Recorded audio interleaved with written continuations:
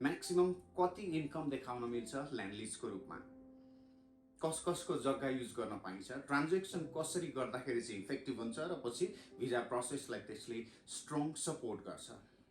यो विषयमा पेरेन्ट्सहरूको कन्सर्न छ, पेरेन्ट्सहरू इन्ट्रेस्टेड हुनुहुन्छ, अस्ट्रेलिया स्टडीको सोच बनाउनु हुने स्टुडेन्ट्सहरूको कन्सर्न छ। आउनुहोस् यो भिडियोमा ल्यान्ड लिज रिलेटेड सबै एस्पेक्ट्सबाट इन्फर्मेसन पाऊँ। यो भिडियोलाई अन्तिमसम्म हेर्नुभयो भने ल्यान्ड लिज रिलेटेड सबै क्वेसन्सहरूको एन्सर पाउनुहुनेछ तपाईले। Hello, my name is Meghraj Adhikari and I'm from Clover Education. Clover Education is located at Putali Sadak, Kathmandu. Putali Sadak को Star Mall building को ground floor मा located छ Clover Education.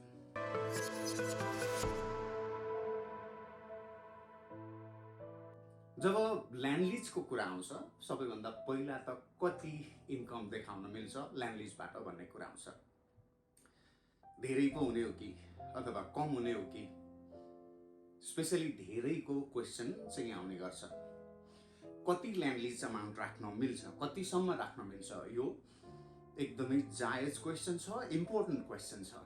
र यो क्वेसनको answer बुझ्नका लागि हामीले अस्ट्रेलियन एजुकेसन प्रोभाइडर्स र Australian high commission जसले स्टुडेन्टहरूको स्टडी भिजा इस्यु गर्छ तिनीहरूको पर्सपेक्टिभ बुझ्न आवश्यक छ।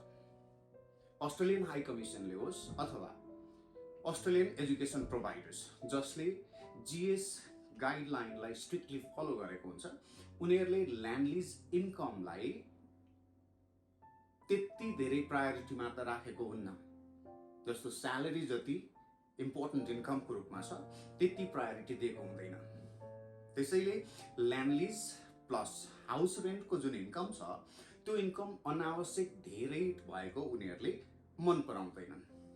कतिपय एजुकेसन प्रोभाइडर्सहरूले हाउस रेन्ट र ल्यान्ड लिजबाट जुन टोटल इन्कम छ त्यो स्टुडेन्टको टोटल इयरली इन्कमको 30% भन्दा माथि छ भने त्यसलाई इन्टरटेन गर्दैन, मान्दैन।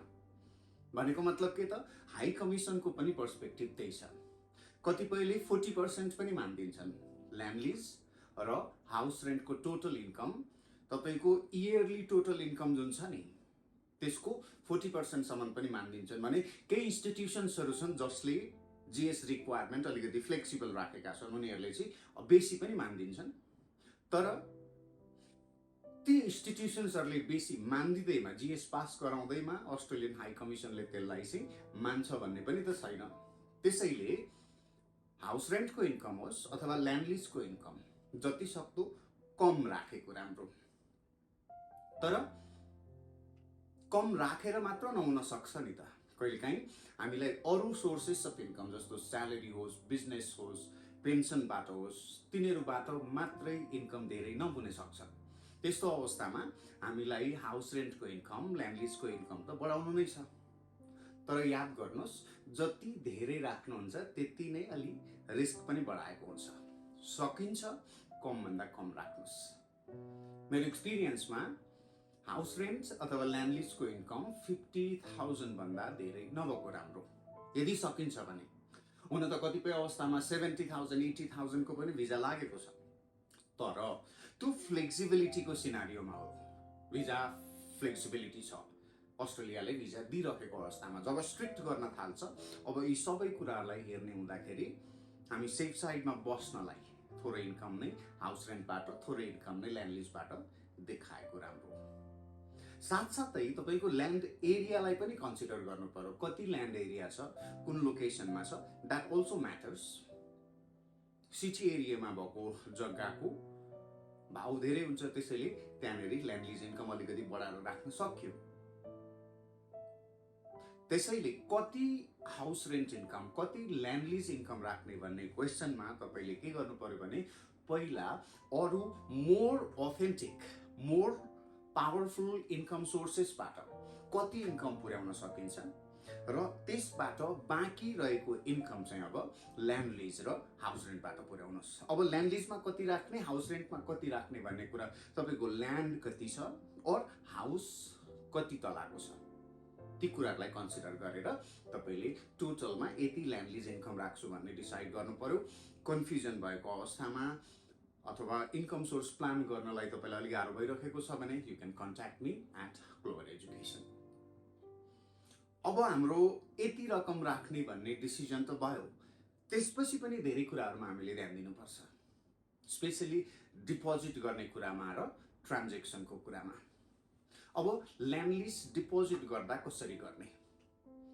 कतिपय अवस्थामा त ल्यान्ड लिज जेन्युन नै छ, कसैलाई लिजमा जेन्युनली दिएको नै छ भने कतिपय अवस्थामा चाहिँ हामीले म्यानेज गर्नुपर्ने हुन्छ। यस्तो अवस्थामा ल्यान्ड लिज कसैलाई दिइदैछ भने भरसक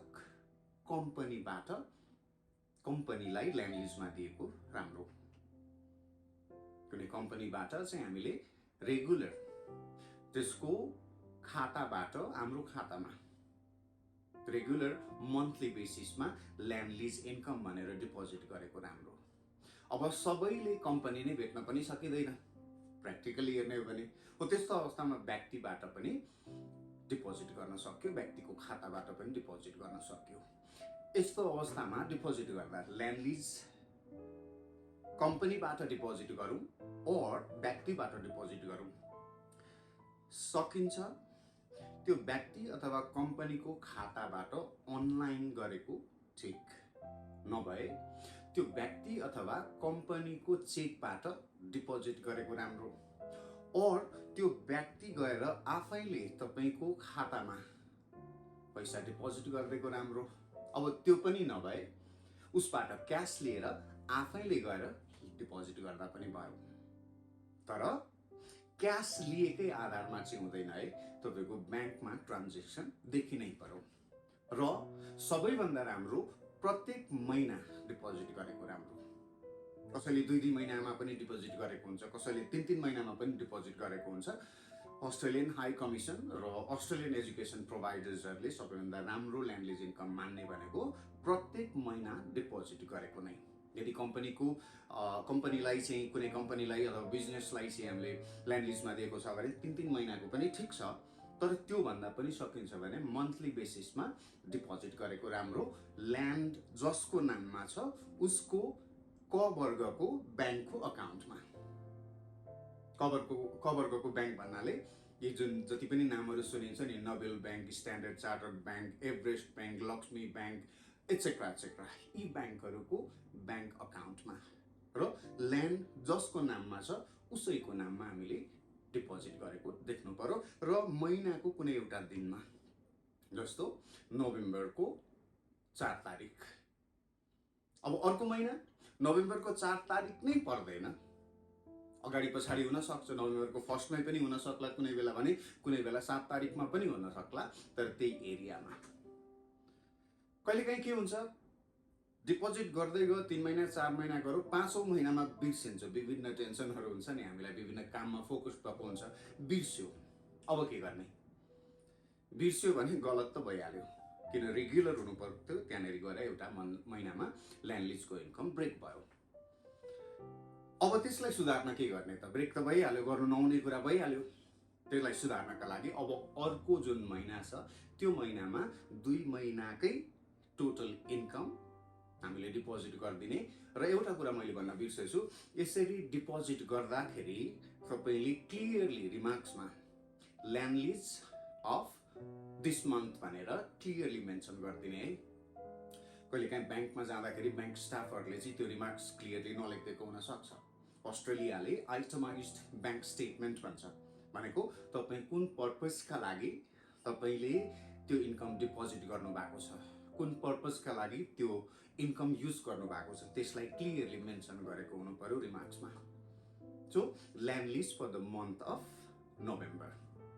अब तपाईँले कुनै महिना बिर्सेर चाहिँ 2 महिनाको राख्नु पर्यो भने land lease for the month of this and this, और land lease of November and December, यो तरिकाले रिमार्क्स चाहिँ क्लियरली राख्नु पर्यो।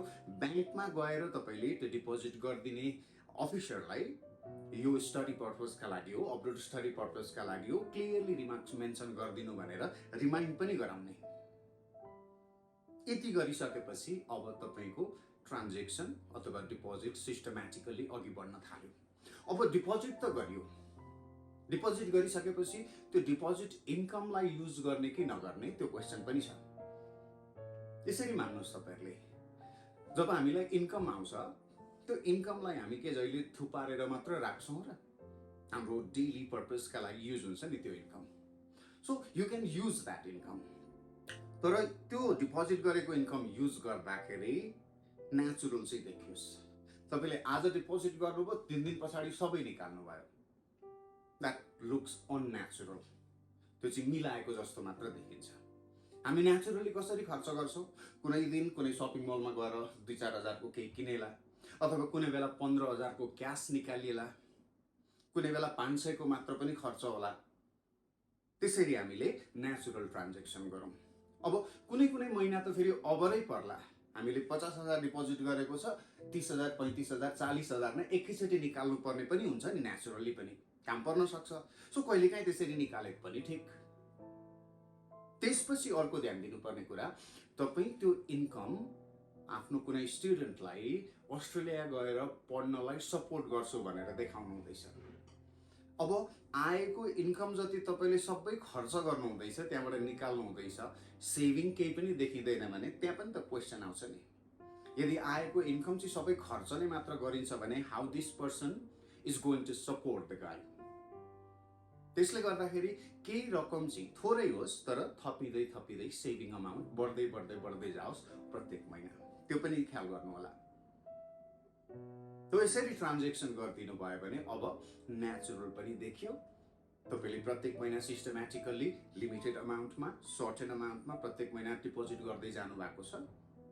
You will be fine now with the income. र स्टेटमेन्ट कति महिनाको चाहिन्छ भन्ने क्वेसन आउँछ यहाँनेरि। त्यो सिचुएसन हेरेर हुन्छ। जस्तो तपाईले सुन्नु भएको होला 3 महिनाको स्टेटमेन्टले पनि हुन्छ भन्ने कता कता। तो केही समय अगाडि केही भिजाहरू आए 3 महिनाको स्टेटमेन्टमा पनि, तर त्यही 3 महिनाको स्टेटमेन्टले गर्दाखेरि कतिको भिजा पनि रिजेक्ट भएको छ। अहिलेको सिचुएसनमा एजुकेसन प्रोभाइडर्सहरुले प्लस अस्ट्रेलियन हाई कमिसनले पनि मिनिमम 6 मन्थ्सको बैंक स्टेटमेन्ट खोजिरहेको छ। त्यसैले मिनिमम 6 मन्थ्सको बैंक स्टेटमेन्ट चाहिँ बनाउनुस्। तर सकिन्छ भने 1 वर्षको बनाउँदाखेरि द्याट्स अ सेफ साइड, 1 वर्षको स्टेटमेन्ट। त्यसैले स्पेशली यदि अहिले 2026 को नोभेम्बरमा 12 क्लासको रिजल्ट प्रिपेयर गरेर अथवा 12 क्लासको एक्जाम प्रिपेयर गरेर बस्नु भइरहेको स्टुडेन्ट्सहरुको पेरेन्ट्सहरुको लागि this is the right time to start your planning for income sources. House रेन्टहरु राख्ने, ल्यान्ड लिज राख्ने, अरु सोर्सेसहरु म्यानेज गर्ने राइट टाइम भयो। किन यति बेलाबाट चाहिँ तपाईले ट्रान्ज्याक्सनहरु सुरु गर्नुभयो भने नेक्स्ट इयर तपाईको स्टुडेन्ट फेब्रुअरी इन्टेकका लागि अस्ट्रेलिया जाने हुन्छ, जनवरी फेब्रुअरी और मार्च इन्टेकका लागि, उसका लागि 1 वर्षको पूरा बैंक स्टेटमेन्ट बन्छ। त्यो सोचेर तपाईले अहिलेदेखि प्लान गर्नुभयो भने ठिक। र जो अहिले 12 सकेर चाहिँ 12 को रिजल्ट सकेर चाहिँ प्रोसेस पाउनुहुन्छ, उहाँहरूले पनि बैंक स्टेटमेन्टलाई स्ट्रिक्टली अगाडि बढाउनुस्। 4 महिनाको बैंक स्टेटमेन्ट मात्र पुग्छ भने तपाईँ अघि नबढ्नुस्। जुलाई इन्टेक छँदैछ, त्यहाँसम्म पुग्दाखेरि तपाईको 8, 9, 10 महिनाको चाहिँ बैंक स्टेटमेन्ट पुग्छ। त्यति बेला तपाईको भिजा चान्स पनि हाई भएर जान्छ। ती कुराहरूलाई चाहिँ ध्यान दिनुस्। अब ल्यान्ड लिजसँग रिलेटेड केही सामान्य क्वेसन्सहरू मैले ल्यान्ड लिजको इन्कम देखाइरहेको छु, ल्यान्ड कसैलाई लिजमा दिएको देखाइरहेको छु। अब त्यो ल्यान्डलाई कोल्याटरलको रूपमा युज गरेर बैंकबाट लोन लिन पाउँछु पाउँदैन, एउटा क्वेसन थियो। अब तपाईले ल्यान्ड लिजमा पो दिएको हो त, बेचेको त होइन, उसैले सबै युज गर्ने त होइन, सधैँ युज गर्ने त होइन भनेपछि तपाईले ल्यान्ड लिजमा दिएर पनि त्यो ल्यान्डलाई कोल्याटरलको रूपमा युज गरेर एजुकेसन लोन अथवा अरु कुनै किसिमको लोन लिन पक्का पनि सक्नुहुन्छ। त्यसले केही पनि फरक पारेन। अर्को क्वेसन, मेरो जग्गा चाहिँ बैंकमा कोल्याटरलको रूपमा छ, त्यो जग्गालाई लिएर हामीले लोन निकालेका छौं। अब त्यसलाई चाहिँ ल्यान्ड लिजमा देखाउन सकिन्छ सकिदैन? अभियसली सकिन्छ। बैंकमा कोल्याटरल पो राखेको हो त, त्यो जग्गा त तपाई अझै पनि युज गरिरहनु भएको छ नि, र तपाईले त्यो जग्गाको मालिक तपाई नै हो, र तपाईले त्यो कसैलाई लिजमा दिन पक्का पनि सकिहाल्नुहुन्छ। So no problem with that. साथै तपाईले बैंकमा लोन लिएको छ त्यो जग्गाको भन्ने कुरा त हाई कमिसनलाई कहीँबाट पनि थाहा हुँदैन। सो यो क्वेसनमा तपाईले क्लियर हुन सकिहाल्नु भयो। सो मलाई लाग्छ ल्यान्ड लिज रिलेटेड सबै इन्फर्मेसन तपाईले पाउनु भयो। अब यो इन्फर्मेसन पाइसकेपछि नै तपाईँले आफ्नो इन्कम सोर्सेसहरू प्लान गर्न त सक्नुभयो, तर पनि यो भिडियोको एउटा इन्फर्मेसनका आधारमा, टिकटकमा भएका इन्फर्मेसनका आधारमा मात्रै तपाईँले आफ्नो इन्कम प्लानलाई अगाडि नबढाउनुहोस्, कुनै एक्सपर्टलाई तपाईँले भेट्नुहोस्। किन? ल्यान्ड लिजबाट कति राख्ने, यी सबै कुराको इफेक्टिभ प्लान गरेर तपाईँ अहिलेबाट अगाडि बढ्नुभयो भने मात्र तपाईँको इन्कम सोर्स पछि हाई कमिसनलाई, एजुकेसन प्रोभाइडर्सलाई पठाउँदाखेरि स्ट्रङ देखिन्छ। बिचमा टिकटकमा देखिएको युट्युबका भिडियोका आधारमा तपाईँले इन्कम सोर्स प्लान गर्दै जाँदाखेरि कति मिस्टेक्सहरू भइरहेको देखिन्छ। हामी त्यो स्टुडेन्ट्सहरूको केसेसहरूमा भेटिरहेको हुन्छौँ।